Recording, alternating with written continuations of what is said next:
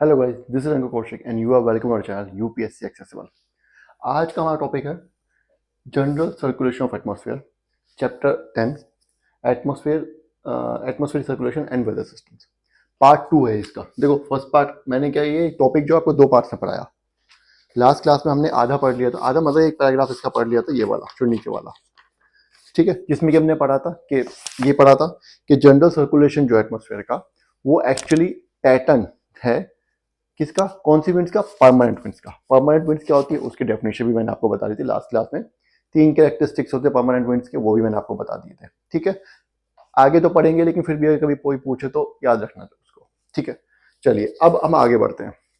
हमने ये पढ़ लिया कि जनरल सर्कुलेशन जो वो actually circulation of permanent winds है।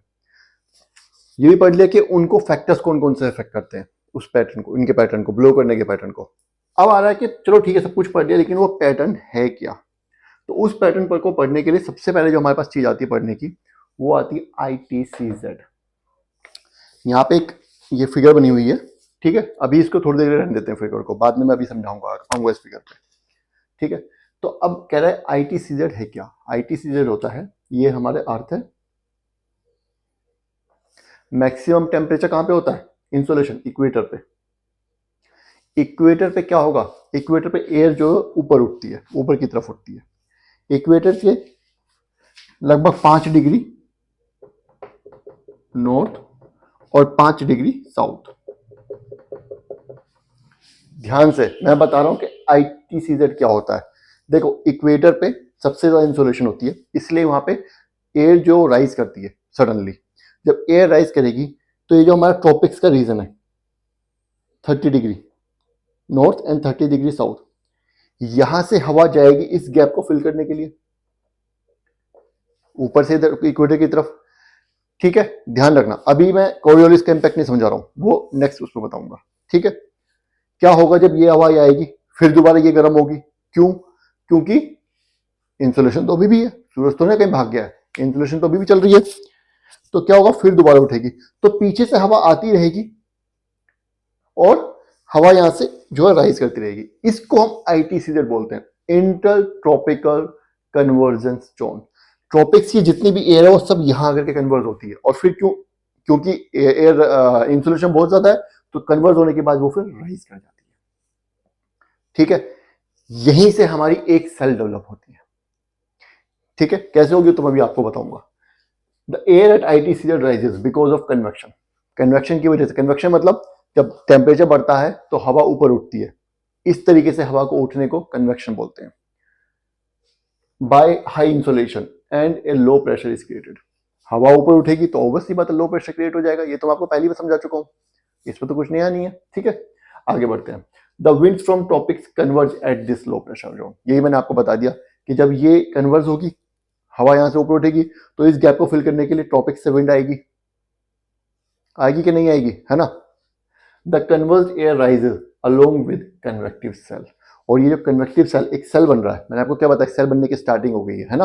और इसी सेल के अलोंग के साथ साथ यहां से हवा जो है वो ऊपर उठने लगती है। देखो, दो चीज तो आपको समझ आई गई ना, कि यहां से हवा आ रही है और यहां उठ रही है, यहां से हवा आ रही है और यहां से फिर वो ऊपर उठ रही है, ऊपर की तरफ उठ रही है, ठीक है। इतना अब इस अब क्या होगा आगे जाके, ये हवा जब ऊपर उठेगी तो आगे जाके ट्रोपोपॉज से टकराएगी, ठीक है। ट्रोपोपॉज को क्रॉस नहीं कर पाएगी, हम पढ़ चुके हैं पहले। जब ट्रोपोपॉज से टकराएगी तो ये हवा बाइफरकेट हो जाएगी नॉर्थ एंड साउथ, कुछ हवा नॉर्थ की तरफ जाएगी, कुछ हवा साउथ की तरफ जाएगी, और फिर अगेन ये जो हवा है जो ट्रोपोस्फेयर से कन्वर्ज डाइवर्स हुई है, ये अगेन यहीं पे जाकर के गिरेगी 30 डिग्रीज पे ही, और पूरा सर्कुलेशन कंप्लीट हो जाएगा। बताता हूं मैं आपको। It reaches the top of the troposphere up to an altitude of 14 kilometre. ये हवा जब ऊपर जाएगी, क्या बोलते हैं, सॉरी, कन्वेक्शन की वजह से जब राइज करेगी तो ये 14 किलोमीटर तक ऊपर तक जाएगी। 14 kilometre the limit of troposphere at the equator. 14 kilometre जो है वो ट्रोपोस्फेयर होता है इक्वेटर पे। पोल पे लगभग 8 किलोमीटर होता है, ठीक है। क्यों होता है ऐसा, यहाँ पे हवा गर्म है, यहाँ पे फैली हुई है, यहाँ पे हवा जो है वो ठंडी है, यहाँ पे हवा सिकड़ी हुई है, ठीक है। एंड मूव्स टुवर्ड्स पोल, और क्या होगा, ट्रोपोस्फेयर पे जाएगी, टकराएगी ट्रोपोस्फेयर से, डाइवर्स होगी और पोल्स की तरफ जाएगी, साउथ पोल की तरफ भी जाएगी और नॉर्थ पोल की तरफ भी जाएगी। This causes accumulation of air at about 30 degree north and south. अब क्या होगा इस वजह से, जब ये पोल्स की तरफ तो चलेगी लेकिन उससे पहले पहले हवा ठंडी होने लगती है और हवा एक के ऊपर एक के ऊपर पाइलअप होने लगती है। जैसे हवा चल रही है, ये चल रही है, पीछे से और आई, वो इसके ऊपर पाइलअप होगी, और आई इसके ऊपर पाइलअप हो गई। तो इस पाइलअप होने की वजह से यहाँ पे आके 30 डिग्री पे ये फिर दोबारा गिरने लगती है और यहाँ पे हाई प्रेशर बनाती है। हमने पढ़ा था सब tropical high pressure are created at 30 degree north and south, है ना, पढ़ा था ना हमने। तो वो कैसे बनता है पहले समझा चुका हूं मैं आपको, लेकिन फिर भी बता रहा हूं अच्छे से। Part of accumulated air sinks the ground and forms a सब ट्रॉपिकल हाई। और ये जो हवा है इसका एक हिस्सा जो है वो सिंक कर जाता है, क्योंकि पाइलअप हो रही है, एक के ऊपर एक आ रही है, तो यहां पे आके सिंक करने लगता है, ठीक है। और क्या बनाता है, सब ट्रॉपिकल हाई, सब ट्रॉपिकल हाई एट 30 डिग्री, ठीक है। यहां तक क्लियर हो गया, यहां तक आएगा आपको, सबको समझ आ गया, सिंपल सी बात है। आईटीसीजेड पे एयर कन्वर्स हो रही है, एयर कन्वर्स कहां से आ रही है, हो रही है, कन्वर्ट कहां से हो रही है, ट्रॉपिक से आ रही है, उस गैप को फिल करने के लिए, क्योंकि एयर कन्वर्स होगी, इंसोलेशन बहुत ज्यादा है तो कन्वर्स एयर ऊपर उठेगी। देखो ये एक सेल है, ये हवा उठ भी रही है, पीछे से आ भी रही है, वही हवा उठ रही है, वही हवा फिर जाके 30 डिग्री पे गिर रही है, वही हवा फिर दोबारा ट्रॉपिक्स में आ रही है, से ब्लो करके इक्वेटर पे आ रही है। ऐसे करके सेल चले जा रहा है, इधर भी और इधर भी, दोनों तरफ इस तरीके से सेल ये चलता रहता है, ऊपर जाएगी फिर गिरेगी फिर आएगी, फिर दोबारा ब्लो करेगी इक्वेटर की तरफ, फिर ऊपर जाएगी, यही इस तरीके से चलता रहेगा पैटर्न, और पूरे साल चलता है, परमानेंट विंड्स है क्योंकि, ठीक है। यहां तक समझ आ गया, चलिए अब आगे बढ़ते हैं।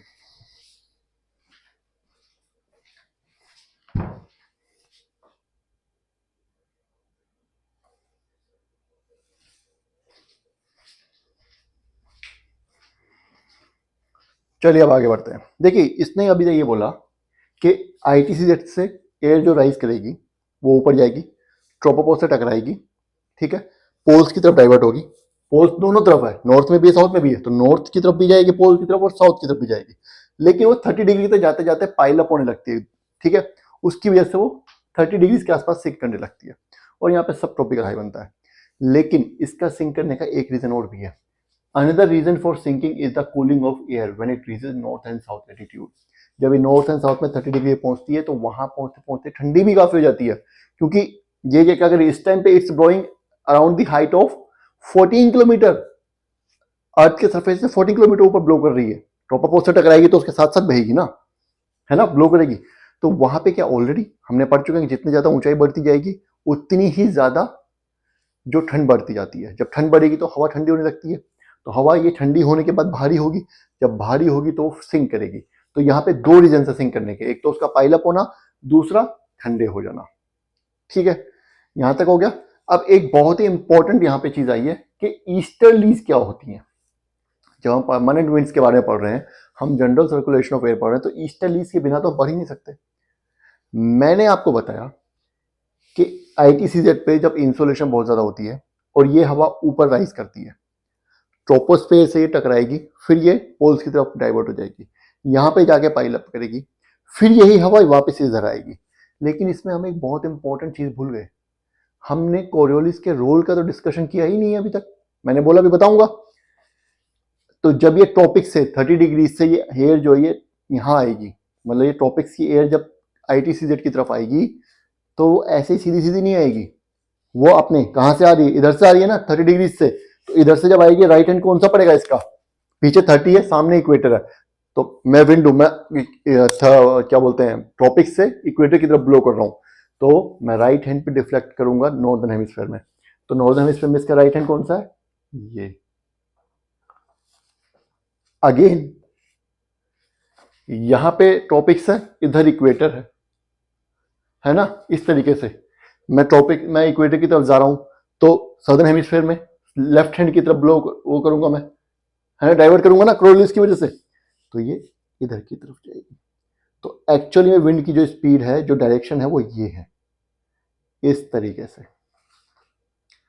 अब सुनना जरा, इधर ईस्ट है, इधर वेस्ट है, ठीक है, ये हमारी अर्थ है, इधर ईस्ट है इधर वेस्ट है। यहां पे रहने वाले इंसान को ऐसा लगेगा, या इस जगह पे जो इंसान रह रहा है इस रीजन में, कि ये एयर जो है वो ईस्ट से आ रही है। तो क्या होगा जब ईस्ट की तरफ से आएगी, तो हम हवा को नाम देते हैं उसकी आने की, वो किस तरफ से आ रही है वो, ठीक है। अगर वो ईस्ट से आ रही है तो इसको हम ईस्टर्ली बोलते हैं, अगर वेस्ट से आएगी तो हम उसको वेस्टर्ली बोलते हैं। तो क्योंकि ईस्ट से आ रही है इसलिए इसको हम बोलेंगे easterly. Down below near the land surface the air flows towards equator as easterly. ये एयर यहां से राइज हुई, ट्रोपोपॉज से टकराई, इधर गई, 30 पे जाके सिंक किया, फिर दोबारा जब ब्लो करेगी तब इसको ईस्टर्ली बोलते हैं, क्योंकि ऐसा लगती है कि ईस्ट साइड से आ रही है। समझ गए? ईस्टर्लीज, आई होप आपको क्लियर हो गया ईस्टर्लीज क्या होता है। अब एक और आ गया, हेडली सेल क्या है। ये पूरा सर्कुलेशन हेडली सेल ही है। यहां से हवा उठी, ये जो सर्कुलेशन चल रहा है इसको हेडली सेल बोलते हैं। ये ट्रॉपिक्स में जो बताता हूं आपको, the easterlies from the either side of the equator converges at ITCZ। Easterly दोनों तरफ से आएंगी, ITCZ पे कन्वर्ट हो जाएंगी, ठीक है। ITCZ की फुल फॉर्म फिर दोबारा बता रहा हूं, इंटर ट्रॉपिकल कन्वर्जेंस जोन, ठीक है। Such circulation from the surface upwards and vice versa are called cells। क्या कह रहा है, ये जो सर्कुलेशन है, ये पहले हवा ऊपर उठेगी फिर नीचे जाएगी। अब वो थोड़ा डिस्टेंस कवर करने के बाद सिंक हो रही है, लेकिन हो तो रही है ना, पहले ऊपर उठ रही है फिर नीचे जा रही है 30 डिग्री पे, फिर दोबारा क्या हो रही है, फिर आ रही है इक्वेटर पे, फिर ऊपर उठ रही है। तो ये जो इस तरीके का है कि कभी ऊपर जाती है फिर नीचे आती है, फिर ऊपर जाएगी फिर नीचे आएगी, ऐसे जो पैटर्न को हम क्या बोलते हैं, सेल बोलते हैं। इनको सेल कहलाते हैं। और ऐसी सेल जब ट्रॉपिकल रीजन में मिलेगी, जब ट्रॉपिक्स में मिलेगी, मतलब ट्रॉपिक्स मतलब 30 डिग्री ऊपर और 30 डिग्री नीचे इक्वेटर से, ठीक है। इक्वेटर मतलब जहां पे सन जो है पूरे साल सीधा चमकता है, तो उसको हम क्या बोलते हैं, उसको हम हेडली सेल बोलते हैं। अगर ऐसी सेल ट्रॉपिकल रीजन में बनेगी तो उसको हम हेडली सेल बोलेंगे। हेडली सेल आपका क्लियर हो गया?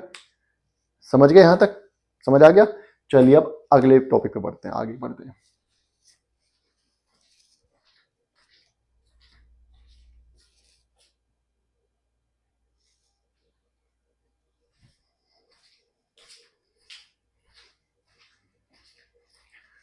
देखिए, ट्रॉपिक्स में जो सेल डेवलप हुई, कन्वेक्शन सेल डेवलप हुई, उसके बारे में पढ़ लिया, उसको हम हेडली सेल बोलते हैं।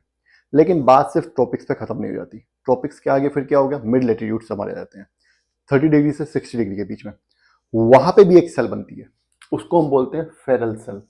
मतलब वो कन्वेक्टिव सेल जो ट्रॉपिक्स पे बनी थी उसको हमने बोला हेडली सेल।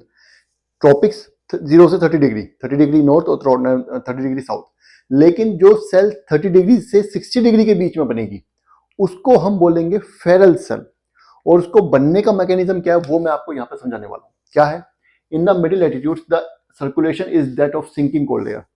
देखो हमने पता है, ये मैं थोड़ा डायग्राम बड़ा बना रहा हूं, ठीक है। ये हमारा इक्वेटर मान लेते हैं यहां पे, ठीक है। इक्वेटर पे एयर हमारी राइज करेगी क्योंकि इंसुलेशन हो गई। ये हमारा ट्रोपोस्फेयर, यहां से आगे हवा नहीं जा सकती, तो क्या होगा, ये हवा कुछ इधर आएगी कुछ इधर आएगी। आने के बाद क्या होगा, ये कन्वर्ट होगी यहां पे 30 डिग्री पे, ठीक है। उधर नहीं जाते, अभी इधर की बात करते हैं।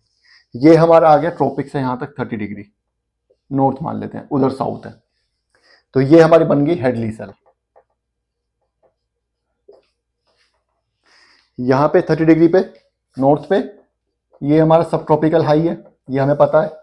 ये हमारा लो प्रेशर जोन है इक्वेटर पे 0 डिग्री, ठीक है। ये हमारा लो प्रेशर जोन है, ये हमारा सब ट्रॉपिकल हाई है। यहां पे जो हवा है ये जो गिर रही है, इसका एक पार्ट तो इधर की तरफ ब्लो करेगा जो कि ITCZ पे कन्वर्स होगा, फिर दोबारा गर्म होगा, फिर दोबारा राइज करेगी एयर, ठीक है। ये तो सेल बन गई। लेकिन एक पार्ट इसका यहां की तरफ भी आएगा, आएगा कि नहीं आएगा, आएगा ना, है। अब क्या होगा, ये पार्ट जब आएगा इधर, यहां ये हमारा पोल है, यहां से ठंडी हवा इधर आ रही है, ऑब्वियस सी बात है। सारी एयर जो भी है वो सिंक करेगी पोल पे, क्योंकि सबसे ज्यादा ठंड तो पोल्स पे ही होगी, तो जब सिंक करेगी तो इक्वेटर की तरफ भागेगी। ठीक है, जब ये इधर आएगी, ये दोनों एयर यहां पे आएंगी, ये ठंडी है, कोल्ड है, ये कंपैरेटिवली वार्म है क्योंकि ट्रॉपिक्स से आ रही है, तो ये हवा ऊपर उठने लगती है।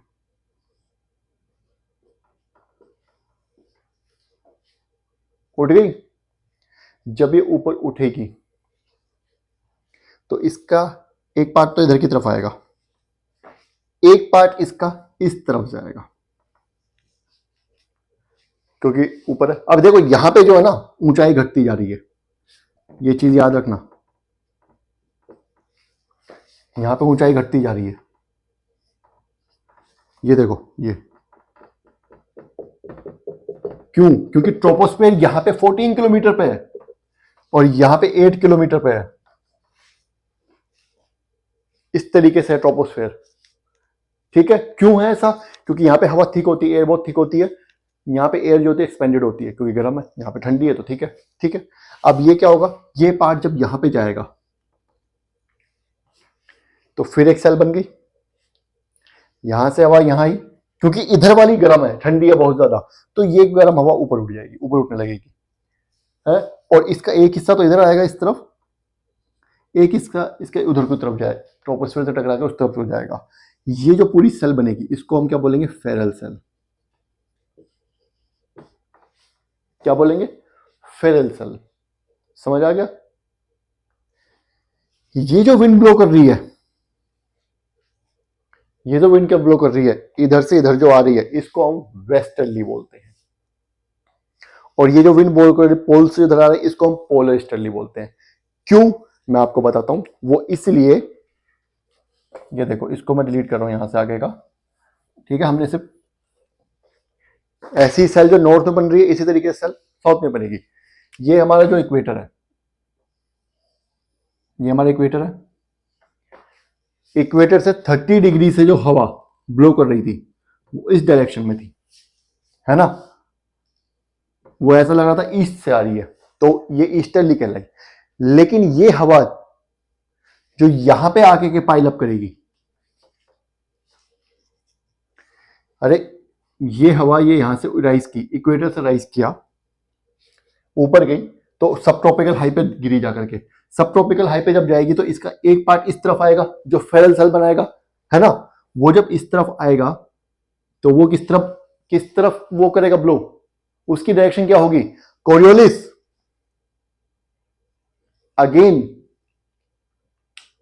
अगेन फिर से लगाओ, कोरियोलिस कहां होगी? राइट हैंड साइड की तरफ डिफ्लेक्ट करेगी। करेगी कि नहीं करेगी? लेकिन ये हवा अब की बार इसकी चलने की डायरेक्शन क्या है? इधर से इधर है। अरे इधर 30 है, सॉरी पीछे 30 डिग्री है, 30 डिग्री पे हवा कन्वर्स की।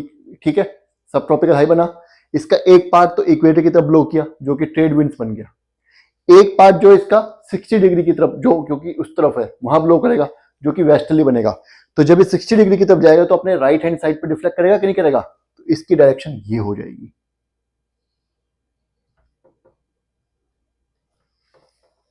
होगी। जो हवा, सिंपल सी बात है यार, जो एयर 30 डिग्री से 60 डिग्री की तरफ ब्लो कर रही है वो अपने राइट हैंड साइड पे डिफ्लेक्ट करेगी, तो उस जब राइट हैंड साइड पे डिफ्लेक्ट करेगी तो उसकी जो डायरेक्शन ये हो जाएगी। और क्योंकि ऐसा लग रहा है कि वेस्ट से आ रही है तो इसको हम वेस्टर्ली बोलते हैं। ऐसे ही यहां पे होगा, 30 डिग्री से 60 डिग्री तक ब्लो कर रही है लेकिन डिफ्लेक्ट करेगी अपने लेफ्ट हैंड साइड पे। ये देखिए मैंने कहा था ना, अभी आऊंगा आपके इस पे, देखिए इसको वेस्टर्लीज। समझ गए? समझ आ गया? इस तरीके से देखिए ये डायग्राम। अब यहां पे पोलर, अब फिर दोबारा ये जब सेल आएगी, अभी बताऊंगा, हालांकि मैं समझा रहा हूं, लेकिन जब ये ऊपर गई है हवा जो कि 30 डिग्री से आई थी, वो पोल से हवा आ रही है, यहाँ पे दोनों की दोनों टकरा रही है क्योंकि ट्रॉपिक से आने वाली हवा कंपैरेटिवली वार्म है तो ऊपर उठेगी। ऊपर उठेगी तो आधी तो इधर जाएगी, फेरल सेल बनाएगी, कुछ हवा पोलर पे चलेगी, पोल पे जाके फिर दोबारा सिंक कर जाएगी, ठंडी हो जाएगी क्योंकि पोल पे टेम्परेचर बहुत कम है। फिर अब की बार ये फिर दोबारा कहां जाएगी? ये 60 डिग्री की तरफ ब्लो करेगी। पोल्स पे 90 डिग्री है ना। तो ये अब की बार कहां जा रही है, ये पोल से 60 डिग्री की तरफ आ रही है ना। तो ये किस तरफ डिफ्लेक्ट करेगी, ये अगेन राइट हैंड साइड पे डिफ्लेक्ट करेगी नॉर्दर्न हेमिस्फीयर में, और सदर्न हेमिस्फीयर में लेफ्ट हैंड साइड की तरफ डिफ्लेक्ट करेगी, सॉरी इस तरफ, लेफ्ट हैंड साइड इसका इस तरफ हो जाएगा, है ना। अब ये किस तरफ से आ रही है, ये ईस्ट की तरफ से आती हुई लग रही है, तो इसको हम बोलेंगे पोलर ईस्टर्लीज। समझ आया। 30 से 30 के बीच में, 30 से 0 और 30 से 0 नॉर्थ एंड साउथ में, उनको बोलते हैं ट्रेड विंड्स, ईस्टर्ली होती हैं। फिर 30 से 60 के बीच में वेस्टर्लीज होती हैं, क्योंकि वेस्ट से आती हैं। उसके बाद फिर 60 से 90 मतलब पोल के बीच में ईस्टर्लीज होती हैं, क्योंकि वो भी ईस्ट से आती हुई लगती हैं, दोनों साइड। समझ गए। चलिए फेरल सेल हो गया। पोलर ईस्टर्लीज के बारे में जो एनसीईआरटी में जो लिखा वो बता देता हूं आपको।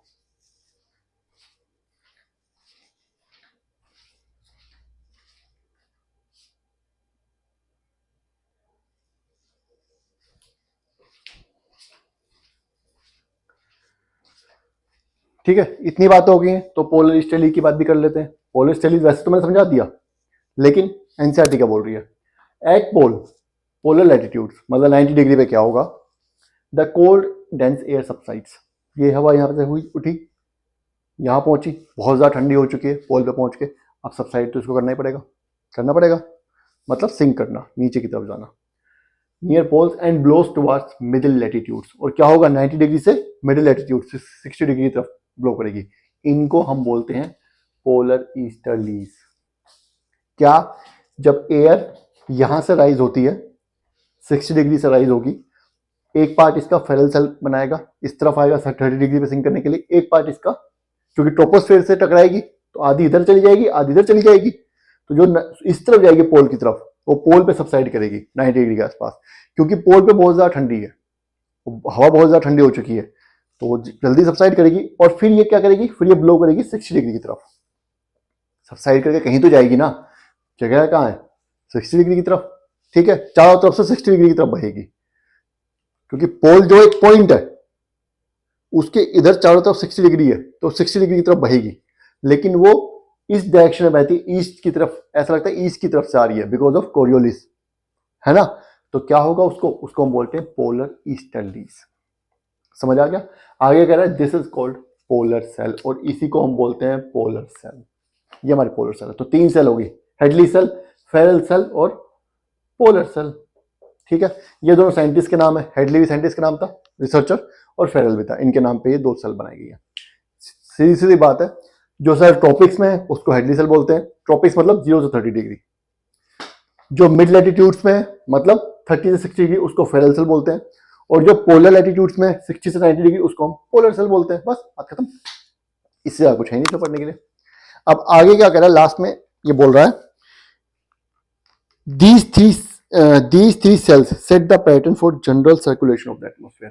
यही 3 सेल हैं, ये जनरल जो हम पढ़ रहे हैं जनरल सर्कुलेशन ऑफ एयर, वो यही 3 सेल जो बन रही हैं नॉर्थ में भी और ऐसी साउथ में भी बन रही हैं, इसी को हम जनरल सर्कुलेशन ऑफ एटमॉस्फेयर बोलते हैं। समझ आ गया।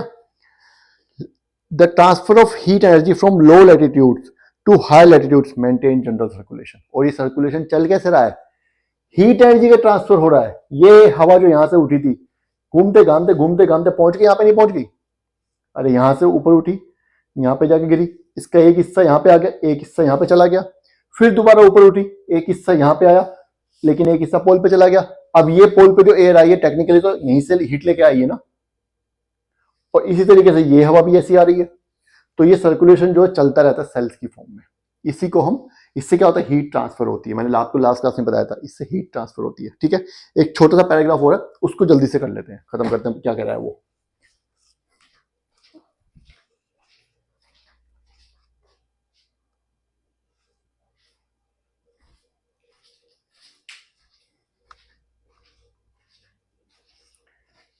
चलिए लास्ट में क्या बोल रहा है, the general circulation of the atmosphere also affects ocean. अब ये जो सर्कुलेशन ऑफ एयर है, अगर सपोज करो ये विंड जो है परमानेंट विंड है, पूरी अर्थ पे ब्लो करती है, लेकिन अर्थ पे ओशन भी तो है, तो उन ओशंस को भी तो इम्पैक्ट करेगा।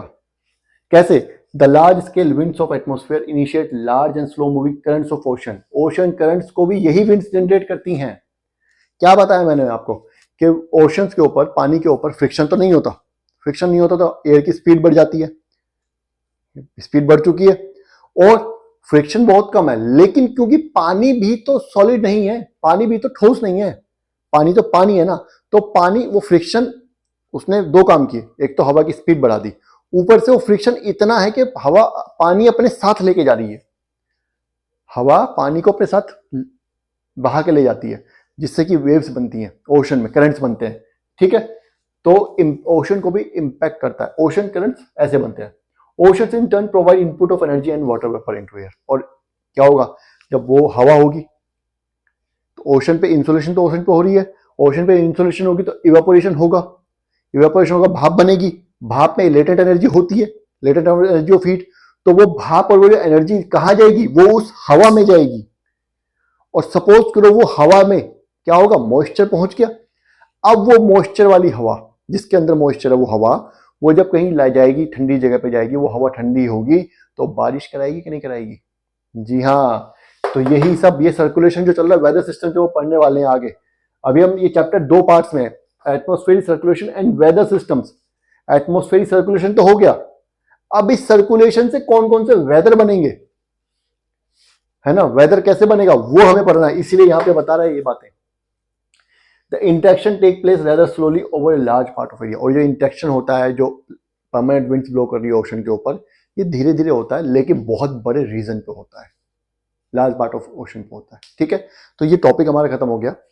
नेक्स्ट जो हमारा टॉपिक है वो ये होगा, general atmospheric circulation and its effect on oceans.